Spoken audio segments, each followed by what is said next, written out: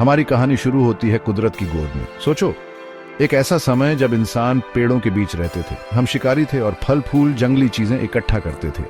हमारी जिंदगी धरती के साथ चलती थी। जानवर जहां जाते हम भी जाते, मौसम बदलते हमारी जिंदगी भी बदलती। जंगल हमें सब कुछ देता था, हमारा घर, हमारा खाना, हमारा बचाव, सब जंगल से। जिंदगी मुश्किल थी पर हम ढल गए। हमने जीने के तरीके सीखे, औजार बनाए। हमने बात करना सीखा, मिलजुल कर रहना सीखा, अपना समाज बनाया। यही हमारा आगे का रास्ता बना। इसने हमें कुदरत की इज्जत करना सिखाया। हम भी इस दुनिया के एक जीव थे, इस खूबसूरत धरती पर। जब हम शिकार छोड़कर खेती करने लगे, जिंदगी बदल गई। हमने फसल उगाना सीखा, जानवर पालना सीखा। अब हम एक जगह रह सकते थे, घर बना सकते थे, चीजें जमा कर सकते थे। गांव बने, फिर शहर बने, फिर बड़े शहर। अब हमारे पास नई चीजें बनाने का, नया सोचने का मौका था। हमने लिखना सीखा, गणित सीखा, कला और संगीत सीखा। हमने मंदिर और बड़ी बड़ी इमारतें बनाई, अपनी आस्था और अपने सपनों को दिखाने के लिए। ये सभ्यता की शुरुआत थी, इंसान की अक्ल और उसके हौसले की कहानी। जैसे जैसे सभ्यता बढ़ी, वैसे वैसे धरती पर हमारा असर भी बढ़ा। हमने जंगल काटे खेती के लिए, घर बनाने के लिए। हमने जमीन खोदी अपनी जरूरतें पूरी करने के लिए। हमने व्यापार और सरकार के नए सिस्टम बनाए।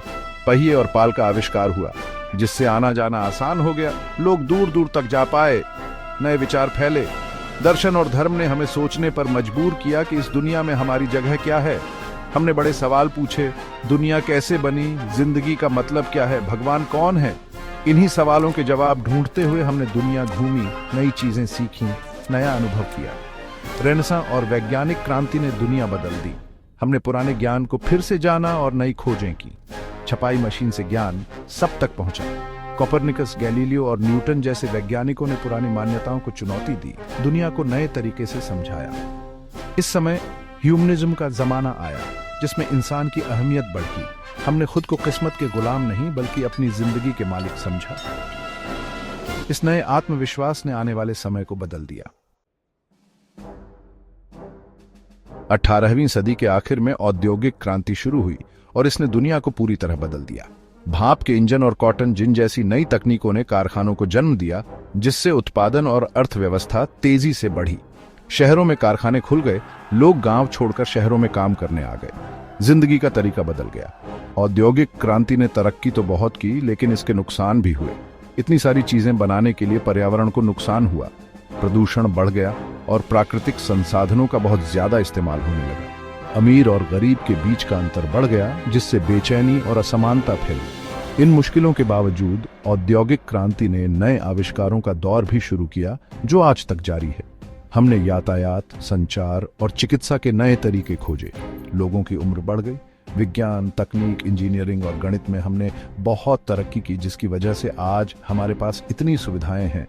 लेकिन औद्योगिक क्रांति के अच्छे और बुरे दोनों असर हुए। हमने बहुत तरक्की की, लेकिन साथ ही नई समस्याएं भी पैदा कर दी, जिनसे हम आज भी जूझ रहे हैं। जलवायु परिवर्तन, प्रदूषण और संसाधनों की कमी, ये कुछ ऐसी चुनौतियां वो हैं जिनका सामना हम अपने औद्योगिक अतीत की वजह से कर रहे हैं। भाग 4, वर्तमान की चुनौतियां और अवसर। हम आज एक ऐसे मोड़ पर खड़े हैं जहां हमारे फैसले हमारे और हमारी धरती के भविष्य का फैसला करेंगे। जलवायु परिवर्तन, पर्यावरण की बिगड़ती हालत, सामाजिक असमानता और राजनीतिक अस्थिरता जैसी कई चुनौतियों का सामना हम कर रहे हैं। तकनीक बहुत तेजी से आगे बढ़ रही है, जिसके अच्छे और बुरे दोनों असर हो सकते हैं। आर्टिफिशियल इंटेलिजेंस हमारी कई बड़ी समस्याओं को हल कर सकता है, लेकिन इससे नौकरियों पर भी खतरा है और इतनी ताकतवर तकनीक पर किसका नियंत्रण होगा, ये भी एक सवाल है। बायोटेक्नोलॉजी से बीमारियों का इलाज हो सकता है, उम्र बढ़ सकती है, लेकिन इससे जेनेटिक इंजीनियरिंग और जीवन की परिभाषा पर भी सवाल उठते हैं। अंतरिक्ष की खोज इंसान की काबिलियत को नई ऊंचाइयों तक ले जा सकती है। हमने अपने सौर मंडल के हर ग्रह पर प्रोब भेजे हैं और मंगल ग्रह पर रोवर उतारे हैं।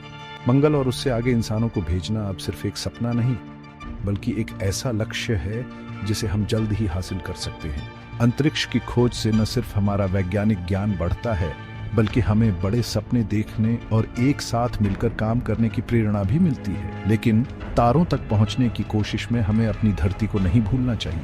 जलवायु परिवर्तन आज की सबसे बड़ी समस्या है, जो हमारे पर्यावरण और जीवन के भविष्य के लिए खतरा है। हमें अपनी जीवन शैली को बदलना होगा, फॉसिल फ्यूल का कम इस्तेमाल करना होगा और रिन्यूएबल एनर्जी का इस्तेमाल बढ़ाना होगा। भाग 5, सितारों के बीच एक भविष्य।